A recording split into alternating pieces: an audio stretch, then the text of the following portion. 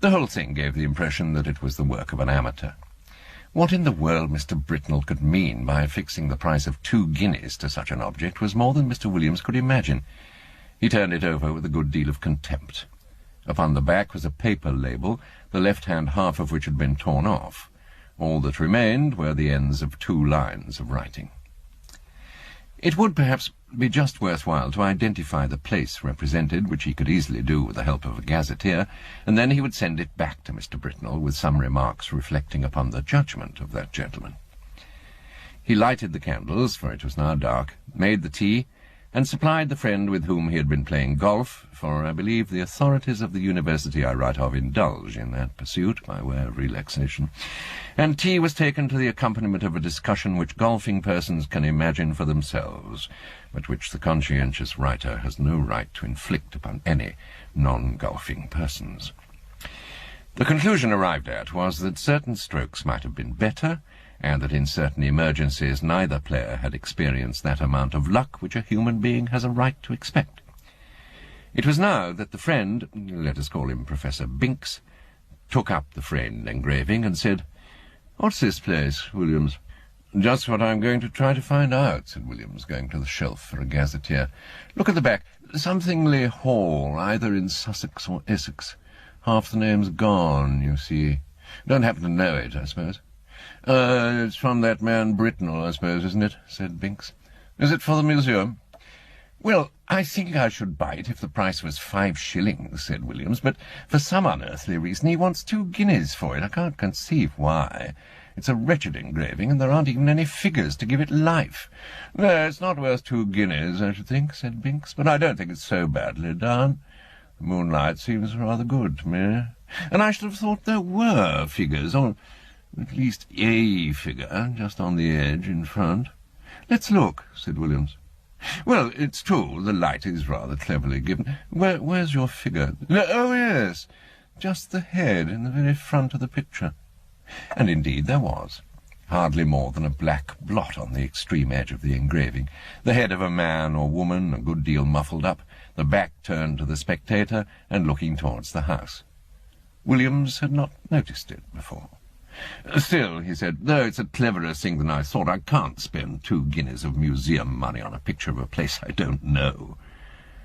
Professor Binks had his work to do and soon went, and very nearly up to Hall time Williams was engaged in a vain attempt to identify the subject of his picture. If the vowel before the NG had only been left, it would have been easy enough, he thought. But as it is, the name may be anything from Gestingly to Langley, and there are many more names ending like this than I thought. And this rotten book has no index of terminations. Hall in Mr. Williams's college was at 7. It need not be dwelt upon. The less so as he met their colleagues who had been playing golf during the afternoon, and words with which we have no concern were freely bandied across the table. Merely golfing words, I would hasten to explain. I suppose an hour or more to have been spent in what is called common room after dinner. Later in the evening some few retired to Williams's rooms, and I've little doubt that whist was played and tobacco smoked. During a lull in these operations, Williams picked up the Mezzotint from the table without looking at it, and handed it to a person mildly interested in art, telling him where it had come from, and the other particulars which we already know.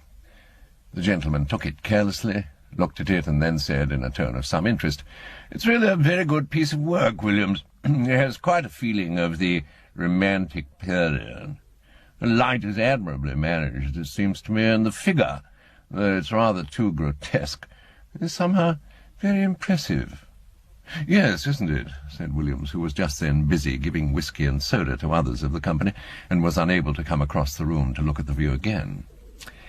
It was by this time rather late in the evening, and the visitors were on the move. After they went, Williams was obliged to write a letter or two and clear up some odd bits of work. At last, some time past midnight, he was disposed to turn in, and he put out his lamp after lighting his bedroom candle. The picture lay face upwards on the table, where the last man who looked at it had put it, and it caught his eye as he turned the lamp down. What he saw made him very nearly drop the candle on the floor, and he declares now that if he'd been left in the dark at that moment, he would have had a fit. But as that did not happen, he was able to put down the light on the table and take a good look at the picture. It was indubitable. Rankly impossible, no doubt, but absolutely certain. In the middle of the lawn, in front of the unknown house, there was a figure where no figure had been at 5 o'clock that afternoon. It was crawling on all fours towards the house, and it was muffled in a strange black garment with a white cross on the back. I don't know what is the ideal course to pursue in a situation of this kind. I can only tell you what Mr. Williams did. He took the picture by one corner and carried it across the passage to a second set of rooms which he possessed. There he locked it up in a drawer, closed the doors of both sets of rooms, and retired to bed. But first he wrote out and signed an account of the extraordinary change which the picture had undergone since it had come into his possession.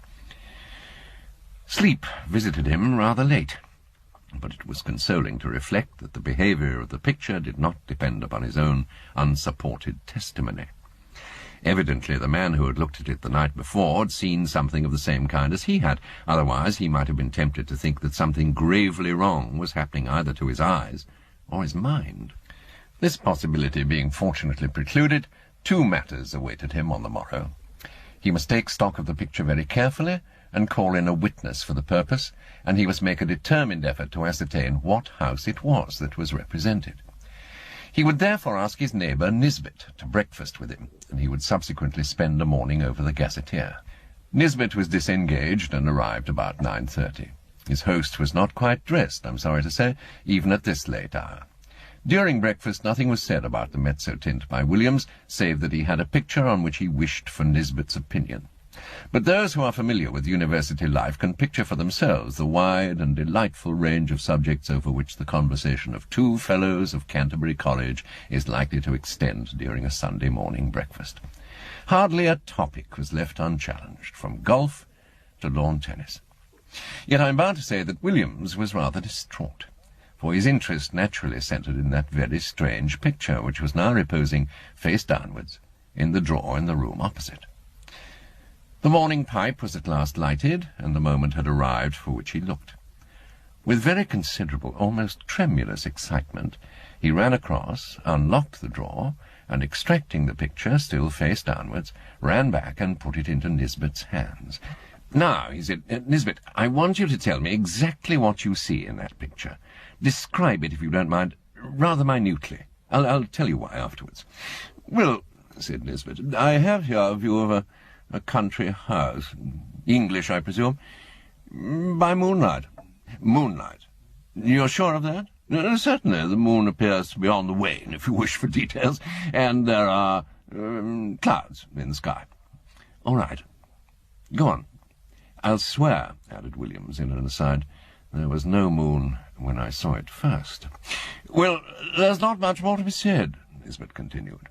"The house has 1, 2, 3 rows of windows, 5 in each row, except at the bottom where there's a porch instead of the middle one, and—" "But what about figures?" said Williams, with marked interest. "There aren't any," said Nisbet. "But, what? No figure on the grass in front?" "Not a thing." "You'll swear to that?" "Certainly I will. But there's just one other thing." "What?" "Why, one of the windows on the ground floor, left of the door, is open." "Is it really so?" "My goodness, he must have got in," said Williams with great excitement. And he hurried to the back of the sofa on which Nisbet was sitting, and catching the picture from him, verified the matter for himself. It was quite true. There was no figure, and there was the open window. Williams, after a moment of speechless surprise, went to the writing-table and scribbled for a short time. Then he brought 2 papers to Nisbet and asked him first to sign one. It was his own description of the picture, which you've just heard, and then to read the other, which was Williams's statement written the night before. "What can it all mean?" said Nisbet. "Well, exactly," said Williams. "Well, one thing I must do, or 3 things, now I think of it. I must find out from Garwood," this was his last night's visitor, "what he saw, and then I must get the thing photographed before it goes further, and then I must find out what the place is." "I can do the photographing myself," said Nisbet, "and I will, but, you know, it looks very much as if we were assisting at the working out of a tragedy somewhere." The question is, has it happened already, or is it going to come off? You must find out what the place is. Yes, he said, looking at the picture again. I expect you're right. He has got in. And if I don't mistake, there'll be the devil to pay in one of the rooms upstairs. I tell you what, said Williams. I'll take the picture across to old Green. This was the senior fellow of the college who had been bursar for many years. It's quite likely he'll know it. We have property in Essex and Sussex, and he must have been over the two counties a lot in his time. Quite likely he will, said Nisbet, but just let me take my photograph first. But look here, I rather think Green isn't up today. He wasn't in hall last night, and I think I heard him say he was going down for the Sunday. That's true, too, said Williams. I know, he's gone to Brighton. Well, if you'll photograph it now, I'll go across to Garwood and get his statement, and you keep an eye on it while I'm gone. I'm beginning to think 2 guineas is not a very exorbitant price for it now. In a short time he had returned and brought Mr. Garwood with him. Garwood's statement was to the effect that the figure, when he had seen it, was clear of the edge of the picture, but had not got far across the lawn. He remembered a white mark on the back of its drapery, but could not have been sure it was a cross. A document to this effect was then drawn up and signed, and Nisbet proceeded to photograph the picture. "Now, what do you mean to do?" he said. "Are you going to sit and watch it all day?" "Well, no, I think not," said Williams. "I rather imagine we're meant to see the whole thing. You see, between the time I saw it last night and this morning, there was time for lots of things to happen, but the creature only got into the house. It could easily have got through its business in the time and gone to its own place again, but the fact of the window being open, I think, must mean that it's in there now, so I feel quite easy about leaving it. And besides, I have a kind of idea that it wouldn't change much, if at all, in the daytime. We might go out for a walk this afternoon and come in to tea, or whenever it gets dark. I shall leave it out on the table here and close the door so that only my manservant would come in." The three agreed that this would be a good plan, and further, that if they spent the afternoon together they would be less likely to talk about the business to other people, for any rumour of such a transaction as was going on would bring the whole of the Phasmatological Society about their ears. We may give them a respite until 5 o'clock. At or near that hour, the three were entering Williams's staircase. They were at first slightly annoyed to see that the door of his rooms was open, but in a moment it was remembered that on Sunday the servants came for orders an hour or so earlier than on weekdays. However, a surprise was awaiting them. The first thing they saw was the picture leaning up against a pile of books on the table as it had been left, and the next thing was Williams's servant seated on a chair opposite, gazing at it with undisguised horror. How was this? Mr. Filcher, the name is not my own invention, was a servant of considerable standing and set the standard of etiquette to all his own college and to several neighbouring ones, and nothing could be more alien to his practice than to be found sitting on his master's chair or appearing to take any particular notice of his master's furniture or pictures. Indeed, he seemed to feel this himself. He started violently when the three men were in the room and got up with a marked effort.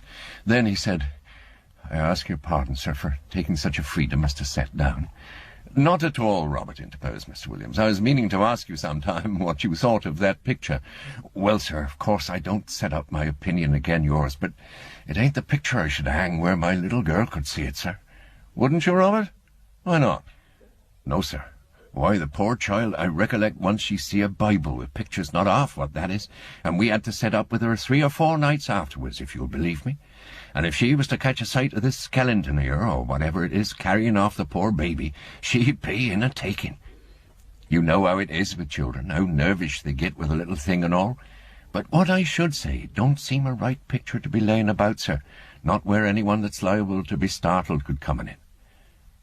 Should you be wanting anything this evening, sir?" "Thank you, sir." And with these words the excellent man went to continue the round of his masters, and you may be sure the gentleman whom he left lost no time in gathering round the engraving.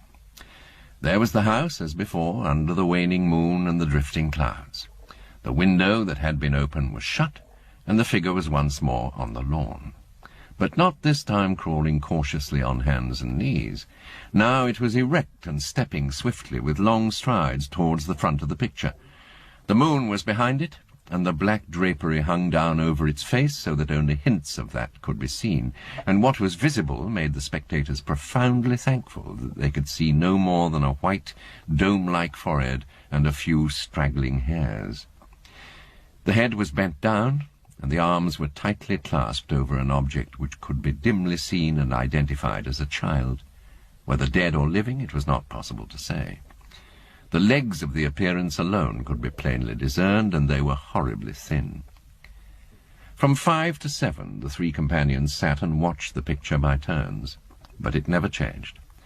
They agreed at last that it would be safe to leave it, and that they would return after Hall and await further developments. When they assembled again, at the earliest possible moment, the engraving was there, but the figure was gone, and the house was quiet under the moonbeams. There was nothing for it but to spend the evening over gazetteers and guidebooks. Williams was the lucky one at last, and perhaps he deserved it. At 11:30 p.m. he read from Murray's Guide to Essex the following lines. 16.5 miles, Anningley. The church has been an interesting building of Norman date, but was extensively classicized in the last century. It contains the tomb of the family of Francis, whose mansion, Anningley Hall, a solid Queen Anne house, stands immediately beyond the churchyard in a park of about 80 acres. The family is now extinct, the last heir having disappeared mysteriously in infancy in the year 1802. The father, Mr. Arthur Francis, was locally known as a talented amateur engraver in Mezzotint. After his son's disappearance, he lived in complete retirement at the Hall, and was found dead in his studio on the 3rd anniversary of the disaster, having just completed an engraving of the house, impressions of which are of considerable rarity. This looked like business, and indeed Mr. Green, on his return, at once identified the house as Anningley Hall. "Is there any kind of explanation of the figure, Green?" was the question which Williams naturally asked. "I don't know, I'm sure, Williams. What used to be said in the place when I first knew it, which was before I came up here, was just this. Old Francis was always very much down on these poaching fellows, and whenever he got a chance he used to get a man whom he suspected of it, turned off the estate, and by degrees he got rid of them all but one.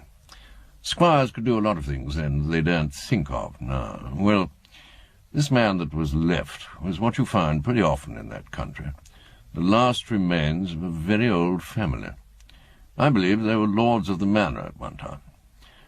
I recollect just the same thing in my own parish. What, like the man in Tess of the D'Urbervilles, Williams put it? Yes, I dare say. It's not a book I could ever read myself. But this fellow could show a row of tombs in the church there that belonged to his ancestors, and all that went to sour him a bit. But Francis, they said, could never get at him.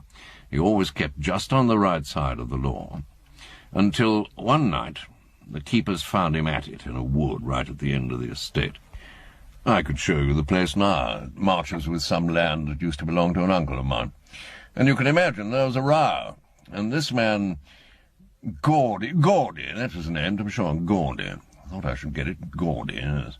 He was unlucky enough, poor chap, to shoot a keeper. Well, that is what Francis wanted, and grand juries, you know what they would have been then, and poor Gaudy was sprung up in double quick time. And I've been shown the place he was buried in, on the north side of the church. You know the way in that part of the world. Anyone that's been hanged or made away with themselves, they bury them that side.